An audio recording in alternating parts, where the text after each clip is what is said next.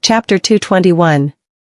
Since Madame Vanderbilt has already expressed her opinion, why didn't you take the opportunity to get back Venice shares? Kennedy looked at Maisie incomprehensibly. After all, Stephen would definitely hand the shares to her if she were to mention them to him at this time. Maisie gave off a faint smile. Seoul isn't very stable yet. I'd have to spend more time and energy if I were to get my hands on Vena Jewelry's shares now. It won't pay off. But since my father has promised me not to hand Vena's shares over to Hector, I can naturally rest assured. Since a while back, her relationship with her father had no longer been as rigid as it was before. Although she had once blamed her father for a lot of things, he was still her biological father. Quincy appeared outside the office with a gift box. He knocked on the door first, smiled, and entered the room. Ms. Vanderbilt. Maisie was startled. Her gaze landed on the blue gift box in his hands. What is that? It's a custom-made dress that Mr. Goldman wanted you to have. Mr. Goldman said you should wear it while you meet him tonight. Maisie choked on her saliva and coughed abruptly as her expression turned more and more embarrassed. She remembered that she seemed to have given her word to that insatiable bag in the office yesterday. It seemed that tonight's date was inevitable. At the Grand Courtyard Hotel Steakhouse, Maisie entered the restaurant in a royal blue off-shoulder dress. The ankle-length skirt was draped with a layer of gauze, and the silver tassel earrings swayed from side to side as she stepped forward. She sashayed into Nolan's gaze like an elf who was lost in the woods, and her beauty was breathtaking. Nolan's eyes narrowed as he pressed his thin lips tightly and then opened them slightly. This dress suits you a lot. It exuded a unique temperament when she was wearing it. Nolan was actually a little upset about his decision to get her to wear such a glamorous dress. He really did not want to share her beauty with other men. Fortunately, he had reserved the entire steakhouse. This was Maisie's first time eating out with Nolan. Not to mention that it was in the form of a formal date. Nolan's indifferent and stern features abetted under the dimmed lighting, and his handsome face looked rather charming at this moment. Mr. Goldman is quite generous when it comes to spending money. Huh? Nolan smiled as he cut the steak on his plate gracefully. Well, there's no need for you to be frugal for me. Isn't all my money yours in the future? After all, she belonged exclusively to him now. Maisie glanced away, grabbed the wine glass on the table, and was about to take a sip. But the man frowned slightly and chuckled. Don't get drunk so as not to delay serious business. Maisie's hand trembled, and she put down the wine glass. Mr. Goldman, actually you made a promise yesterday. I won't give you a chance to go back on your words. Nolan's gaze was fixed on her. Maisie was rendered speechless. Nolan then continued. Also, judging from the relationship that we both share now, shouldn't you change the appellation you use to address me? This woman keeps on addressing me as Mr. Goldman while she actually addressed me as Knowles at the Lucas family's mansion the other night. Not to mention the honey that she used at the hotel's entrance. That sounded quite smooth too. The corners of Maisie's lips twitched. Maisie could only hope that the time could go slower and slower throughout the entire meal. But when it got past midnight, she was fascinated by the splendid fireworks outside the window. Nolan got up, walked to her side, and leaned forward with his hands propped on the table. Do you like it? Maisie recovered from the trance. However, maybe it was because of a small amount of wine that she had just drunk. Her heart skipped a beat when she turned her head and rubbed her cheek against his cold lips. Nolan's sexy Adam's apple rolled slightly. That impulse that had been buried at the bottom of his heart surged abruptly, and a beam of fire was ignited in his heart. Chapter 222. Nolan then whispered, I don't want to wait anymore.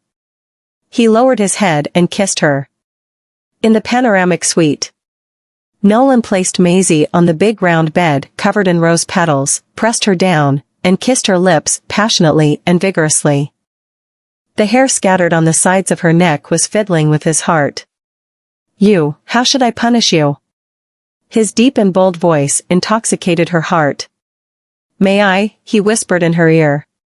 Maisie was slightly startled as her feelings seemed to have been taken into consideration. Her cheeks blushed in an instant. "Asshole, you're actually shameless enough to ask, Nolan held her waist and could not wait to get all over her, but the cell phone in her purse rang all of a sudden. Maisie's reasoning that had left her long ago was forcibly summoned back into her head by the ringtone. She then pushed his shoulder away. "Nolan, my phone, just let it be." He gnashed his teeth furiously.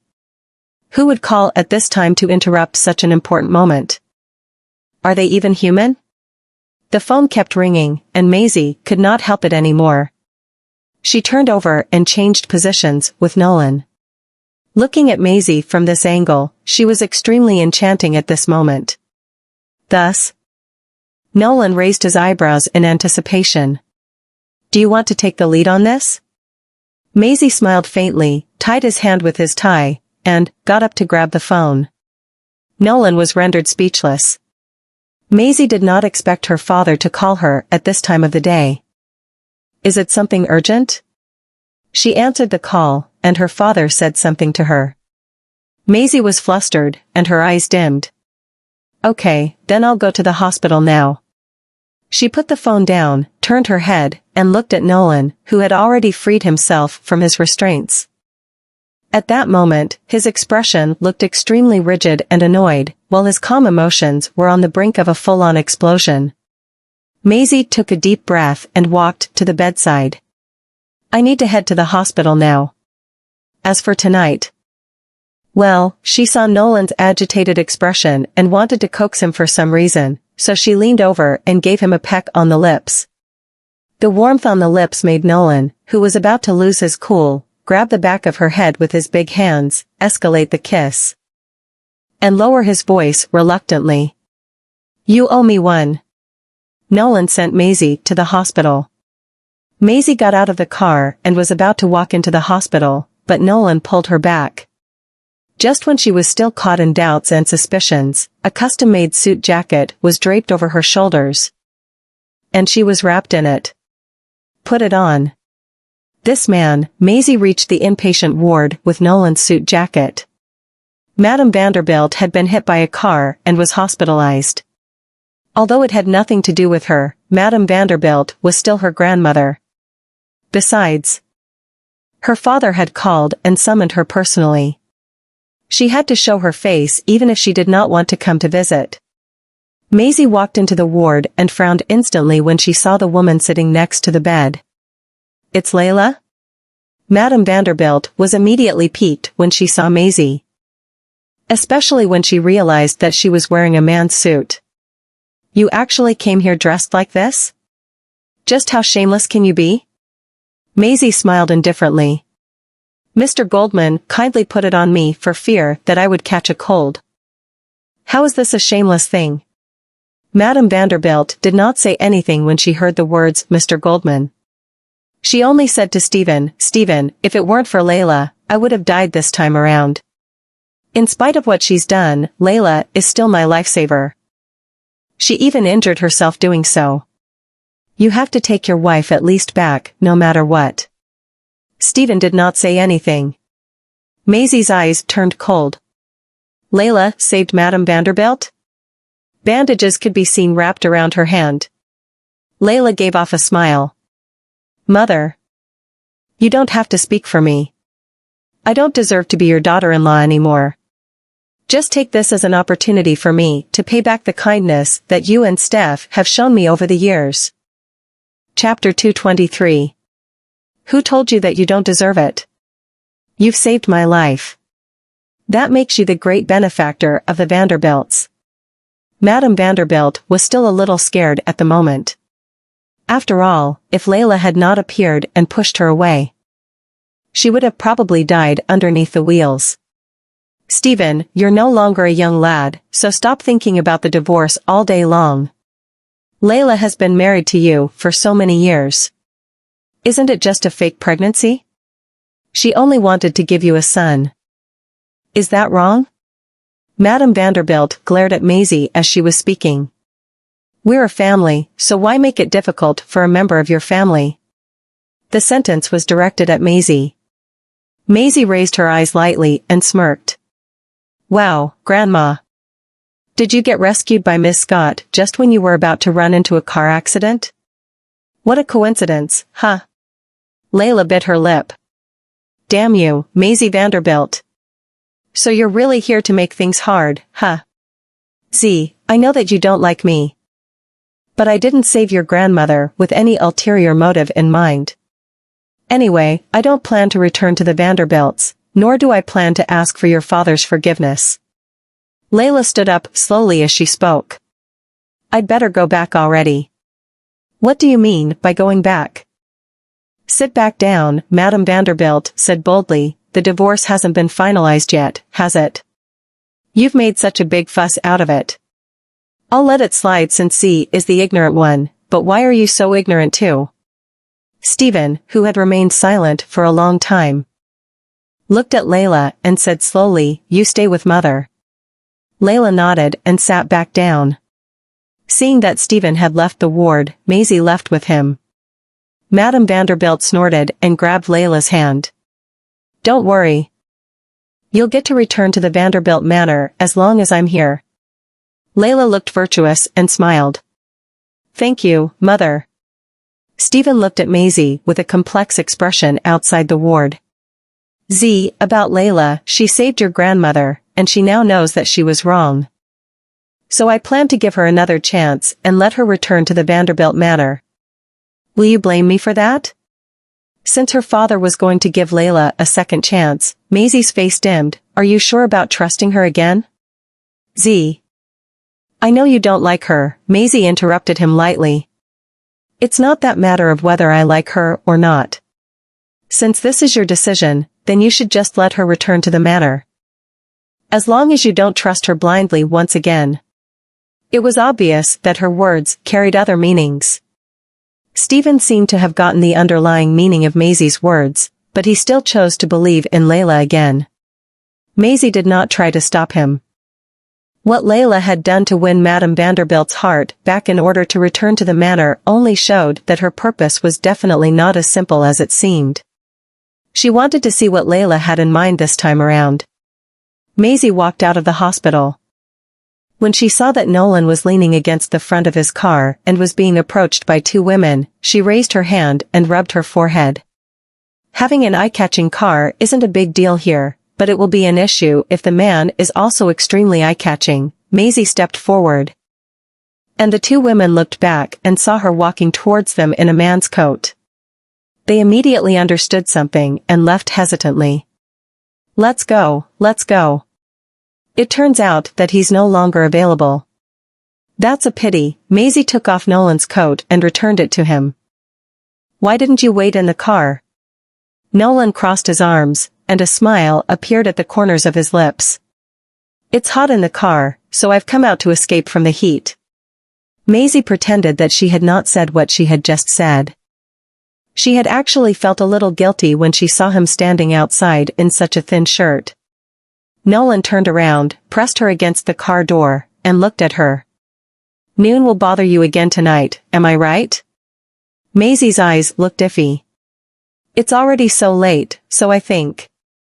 Chapter 224. Nobody knew how Nolan could manage to explain it to her in a serious manner. See, if I were to suffer from any side effects because of holding back all these urges, it would be bad for you, back at the Goldman mansion. Nolan directly carried Maisie upstairs and threw her onto the bed. Maisie pushed his body that was pressing against hers away in a flurry. The kids are home, and this is not optimal, it's okay. They're all asleep. Nolan peeled her clothes off as if she was a cocoon. Then, the hotel room would be wasted.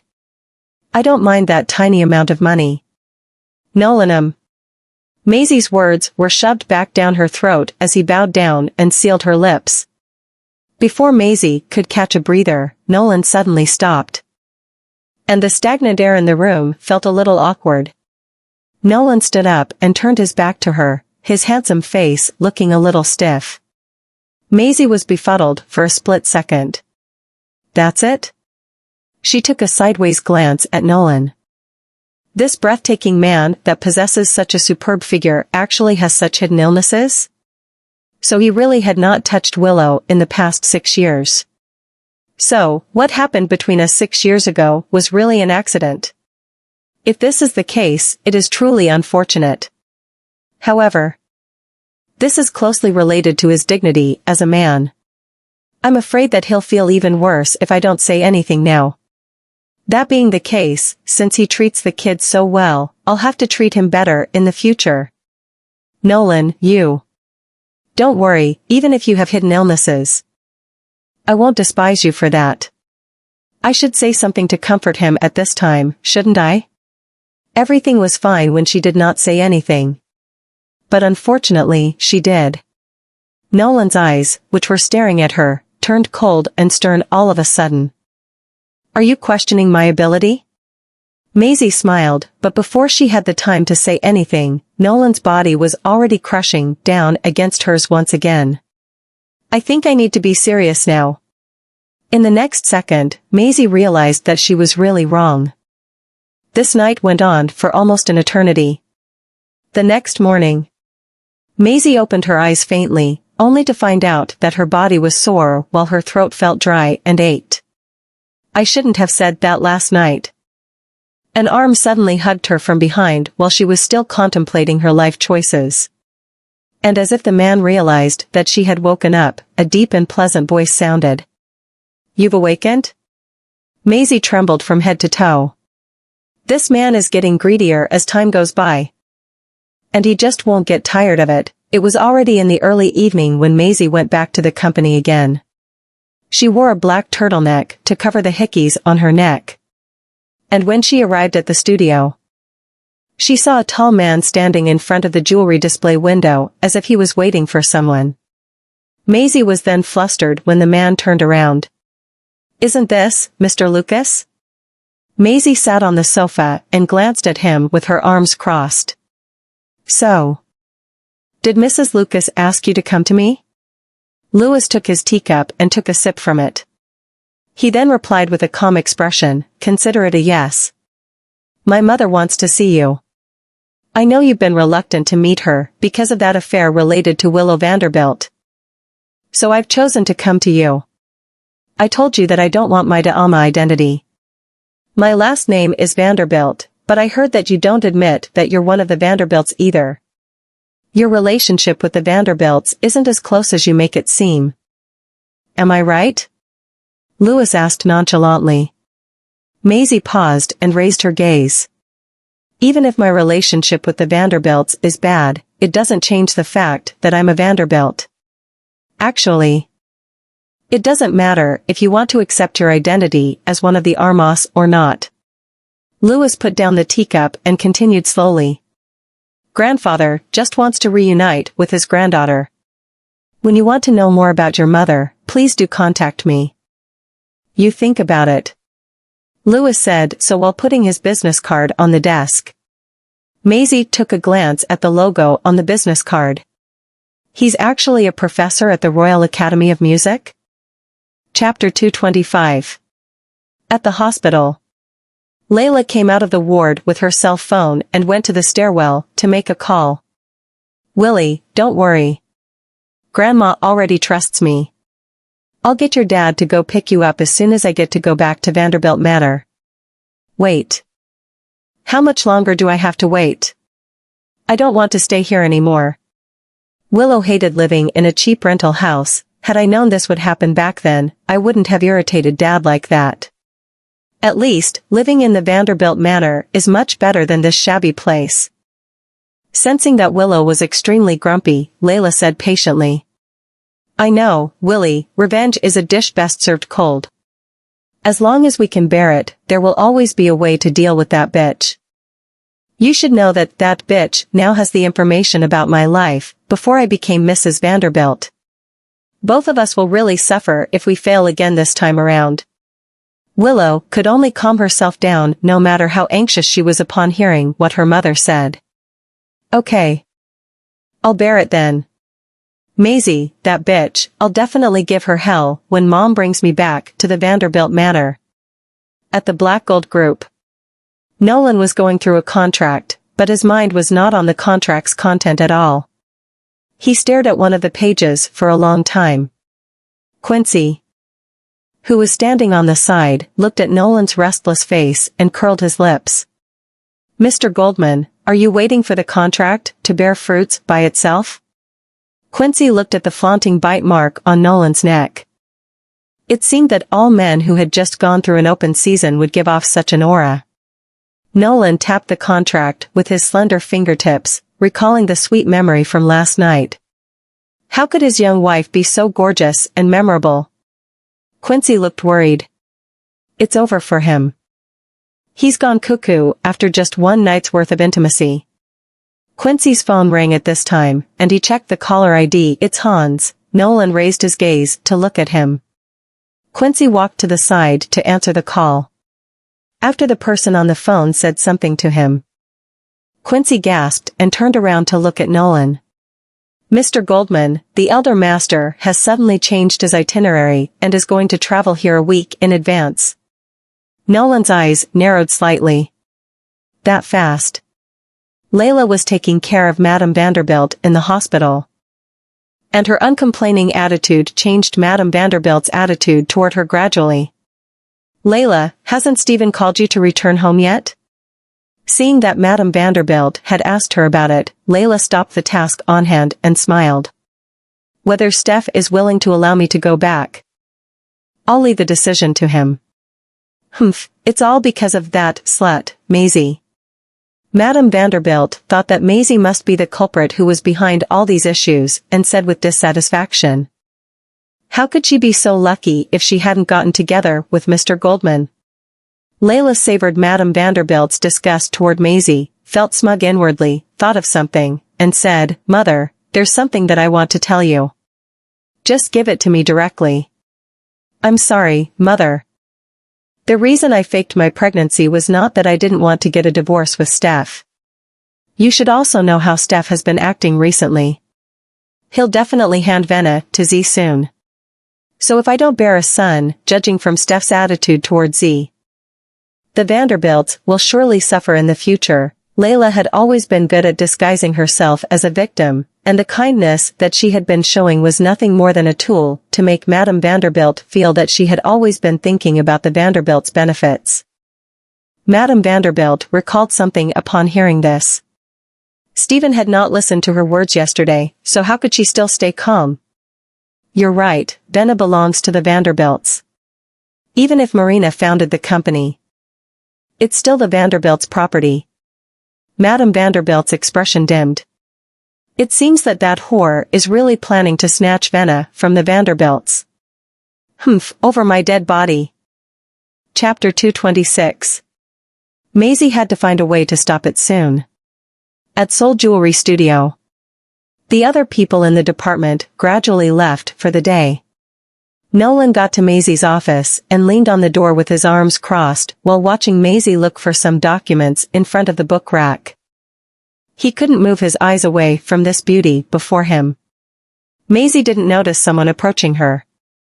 She was searching with her head down, but felt something move closer behind her. The man hugged her from behind and made Maisie jump. She didn't turn around to see who it was. Nolan. Why are you, what? I just want to give you a hug. The man's voice sniggered from the top of her head. Why couldn't he let go of this woman? Maisie took a deep breath and remembered what had happened the night before. Her cheeks burned up. Maisie felt a little ashamed. But she wasn't going to admit that she couldn't resist his charm last night. It's time to fetch Colton from school. Nolan lowered his head and put his chin on her shoulder. The warmth of his breath made her ears turn red. Maisie pushed him away. There's no need to get so close. Nolan looked down and smiled, holding her waist closer with his palm. Maisie laughed. Nolan was probably the most shameless person she had ever met. Even if Nolan was feeling gracious after letting her off in the office. When they were picking Colton up from the Royal Academy of Music, Colton stared at his neck for the longest time. Daddy, did something bite your neck? Maisie looked over in shock. The hickey on his neck was still there. Nolan looked at Maisie through the corner of his eyes. When Maisie tried to avoid his gaze, he smiled and said, "That's not for kids to know."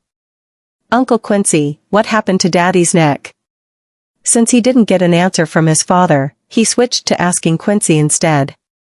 Quincy wouldn't ever dare to tell him the truth. He shuddered and laughed. "You wouldn't understand." Angela sent Waylon and Daisy back to the Goldman mansion. They were in a drama series alongside Helios. Daisy played his daughter while Waylon was cast as the younger version of him. Maisie didn't agree with them getting into the industry at first, but she was more laid back since they didn't give her any trouble. Nolan wasn't happy when he heard that his daughter was acting as Helios' daughter. It felt like his favorite blanket had been taken by someone else. Colton was still wondering what had happened to his father's neck. Nolan never missed a chance to attack Maisie over the past few days. When Maisie got to Soul Studio, she went to the washroom to cover up the mark on her neck. That man had too much energy. She couldn't face her kids like that. The phone on the desk rang. Maisie put the concealer into her bag and answered when she saw that Stephen was calling. "Dad? Z, your grandma has been discharged from the hospital. Your uncle is coming over. Come back and have dinner with us today." At the Vanderbilt manor. Layla made tea for Yanis because she was the younger sister-in-law. Yanis looked down on Layla, who had started as a mistress. However, when she heard from Madame Vanderbilt that Layla was on their side, she didn't treat her too badly. Chapter 227. "Layla, I heard that you've been taking care of Mom for the past few days at the hospital." Layla smiled. "It's what a daughter-in-law is supposed to do." Yorick looked at Layla and couldn't deny that his brother had great taste. He compared her to his own wife, who was rough around the edges. She had let herself go after childbirth and looked like a tired wife. Even though Layla was no longer young, she still looked young and beautiful. Yanis' face changed upon noticing the way her husband was looking at Layla. She cleared her throat, which got Yorick's notice and made him smile awkwardly. He changed the topic. "By the way, where are Willie and Z?" Madame Vanderbilt said to Stephen, "Yes, Willie is your daughter. We should ask her to join us for dinner." Layla was glad about what Madame Vanderbilt said, but she didn't show it. When Stephen thought about Willow, it really had been a while since he had seen her. No matter what she had done, she was still his daughter. Get Layla to ask her over. After Stephen agreed, Layla smiled and said, "I'll call Willie then." Maisie was the last to show up when the Vanderbilts were having a great time at the dinner table. After Willow saw Maisie looking even more radiant than before and remembered how tough her life had been, she resented her even more. Stephen smiled and said, seeing the empty seat next to him, "Z, come sit next to me." Madame Vanderbilt wasn't too happy about that. "That's the seat of your wife, Layla. You're letting your daughter sit there instead of her?" Layla, who was seated elsewhere, said, "It's all right, Mother. Let Z take it." Maisie sat down next to her father. Yorick smiled and said, "You turned out beautiful." Yanis mocked. "Sure, praise your sister-in-law's daughter." He had praised Willow before that and now Maisie. However, he never said anything good about his daughter. Maisie's lips curled. "Thanks for your compliment. I remember that Lynn is getting prettier too. Why isn't she here?" Maisie's words made Yanis and Madame Vanderbilt's expressions change. How dare she ask? Yorick felt a little awkward too. He had sent his daughter to the Zimmerman kid and was waiting to see if she was able to marry into the family. His daughter was nothing compared to the two nieces from the city. "Yorick, you're out all thanks to Z." Stephen spoke to break the awkward silence while reminding his brother to remember what Z did. Before Yorick could speak, Madame Vanderbilt intervened. "What do you mean all thanks to her? It was all Mr. Goldman's doing." Stephen frowned. "Mom, Why would Mr. Goldman help if it weren't for Z? Have you forgotten your granddaughter's help? Furthermore, I was the one who asked Z to help. Madame Vanderbilt was put in a tough spot after being humiliated by her son. This son of hers really had lost her respect. No. Perhaps they were never close, to begin with. Maisie curiously looked at her father, who spoke up for her. Had he not seen past Layla and Willow's facades, he wouldn't have spoken up for her. Chapter 228. Maisie scanned the table discreetly, thinking Madame Vanderbilt was discharged. Yorick and Yanis came over to Basberg, and even Layla and Willow are back at the Vanderbilt mansion. It doesn't seem like a simple dinner. The air was tense, because everyone had their own motives in mind. Yanis looked at Maisie and asked, Z, I heard you've started your own jewelry studio. How's it doing? It sounded like she asked for a reason and not because she cared. Madame Vanderbilt chimed in, of course, she's doing well. Mr. Goldman is helping her. It wouldn't be too bad. She can live a good life even if she does nothing. Mr. Goldman? Yorick was surprised that his niece had caught a big one. Yes, Z brought honor to the family. All thanks to that pretty face of hers, Madame Vanderbilt said sarcastically. All Maisie knew was how to be flirty. Sensing the sarcasm, Maisie beamed and curled her lips. Yes, it's all thanks to the face that my mother gave me. Neither Willow nor Linda was able to get his attention.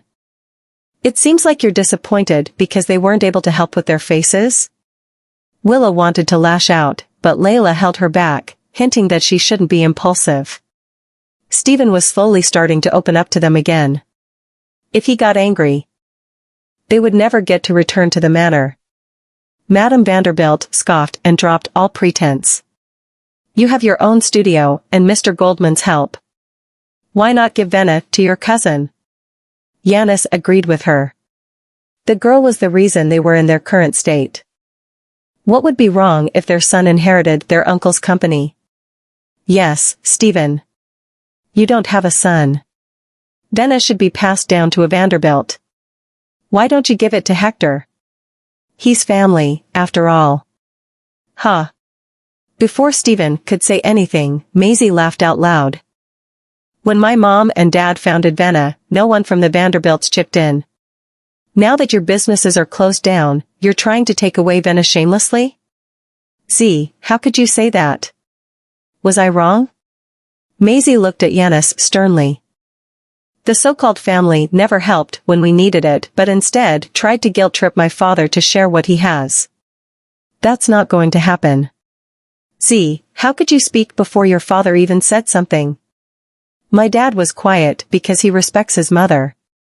But that doesn't mean you can do whatever you want. Maisie cut off Madame Vanderbilt without skipping a beat. That's all I'm going to say for today. I'm not giving Venna to anyone. Come and take it if you can. But you will need to be capable enough to do that. Madame Vanderbilt and Yanis looked worse by the minute. They weren't afraid of Maisie. They were afraid of the man behind her. If they were to take it by force, it wouldn't end well for them. Layla remained on the fence. She neither joined in nor spoke, but what Stephen said next changed the expression of everyone present. Chapter 229. That's right. I will only give Venna to Z. Only my daughter is worthy. Stephen seemed to have understood that they were trying to force him to hand over the shares of Venna jewelry. If that were the case, there would be no need to wait. I've gotten lawyers to put Z's name as the beneficiary of Venna. Have you gone mad? Why would you give it to her? What did you contribute when Marina and I started Venna? Stephen looked at Madame Vanderbilt and scoffed. Mom, I respect you. But since you've never treated me like your son or saw Z as your granddaughter, there's reason to be courteous anymore. How Madame Vanderbilt shook with rage, but the words were stuck in her throat. The dinner ended coldly. When Yanis and Yorick left, almost no one noticed the signals Yorick sent to Layla. Unfortunately, Maisie was walking at the back and did notice them. When she walked past Layla, she smiled and said, "Be careful not to get burned if you play with fire." The words made Layla's heart turn cold. She squared her jaw and thought that she would never feel better if she didn't get rid of this woman. Nolan was reading some documents in the study until Quincy sent him a message. The Vanderbilts from Karelia are trying to steal the rights of Venna from Maisie? Who gave them the guts to do that? He had looked into them long ago. Other than Stephen, who was considered normal, the rest of Madame Vanderbilt's children were no good. Madame Vanderbilt had a very traditional and patriarchal way of thinking. It was obvious how she treated her two sons. Yorick had a son whom Madame Vanderbilt had spoiled since he was a kid. Now he was just a useless man who sat around and waited to be fed. They really were dreaming to even think of handing Venna to a useless man. "Daddy." The three musketeers popped their heads in. Nolan put down the documents and squinted at them while they jumped on him. He held Daisy in his arms and patted Waylon and Colton's heads. "What's up, you three?" Colton said, "Daddy, Mommy just got back from the Vanderbilt manor and is not happy." Waylon said, "Did the Vanderbilts bully her?" Daisy said, "They're such horrible people." Nolan looked at the three upset rugrats. They were so young, yet they were worrying for the adults already. He smiled. "Do you think anyone can get to bully your mother?" The three nodded hesitantly. Their mother wasn't easy to bully, but she still was. "Daddy, you're not going to do anything? Your wife is getting bullied." Colton squinted. Nolan paused and laughed. "Do you think your mommy is going to let me intervene? Your daddy is the man behind your mommy. I'm not going to let people take advantage of her." The three nodded hesitantly again. That seemed to make sense. Daisy played with Nolan's tie. All she heard was the man behind her. Something popped up in her mind, and she tilted her head and asked, "The man behind her? Daddy, does that mean you're living off of her?" Colton asked, curiously, "What does that mean?" Waylon and Daisy said in unison, "It means he's a deadbeat who relies on his wife to feed him." Chapter 230. Nolan was rendered speechless. What would the man who killed it in the business world be afraid of? The answer was his wife getting angry. Now his biggest fear was that his children would have unique ideas about him. He was going to get a heart attack. Maisie spoke to someone on the phone on the balcony. The other party said something and Maisie looked down. "Thanks, Mr. Zidane. Please don't tell my father about this." The person on the other end said something back and Maisie nodded. "All right. We'll speak tomorrow then." Maisie put down her phone and looked coldly into the night view. She had seen what was the agenda behind dinner that night. Even if her dad insisted on being on her side, it was weak compared to how hungry Madame Vanderbilt and Yorick's family were. If they could not make Stephen hand over Venna's ownership, they would be thinking about taking it by force soon. And then there was Layla and Willow. Layla was clever enough not to be on the wrong side this time around because she had something of theirs. Even though she couldn't be sure if Layla was working with them, Maisie seemed to have caught something interesting. A pair of arms suddenly grabbed her waist. She was wearing thin clothing. Her cool body was suddenly warmed by the body that was hugging her from behind. "Aren't you tired of facing the entire family by yourself? Why didn't you just bring me along?" Nolan sounded a little hurt. If his face didn't remain the same, and his identity was never changed, she would suspect whether he was an imposter. "There's no need for your help yet." Maisie turned to look at him. That beautiful face of his looked even better without his usual stemness and coldness. No, why did she think that he looked even better? Nolan ran his finger over her lips, narrowed his eyes, and said, "Just do what you have to. I'll take care of the rest." Maisie paused and avoided his gaze. "I know, but can you Her lips were sealed. He seemed to have guessed what she was going to say. He didn't want to be serious. "It's time to sleep," the man whispered and carried her toward the bed. Seeing how his hands were wandering, Maisie blushed. Nolan, you said to sleep he was always the one in control. The night was just as crazy as any other night.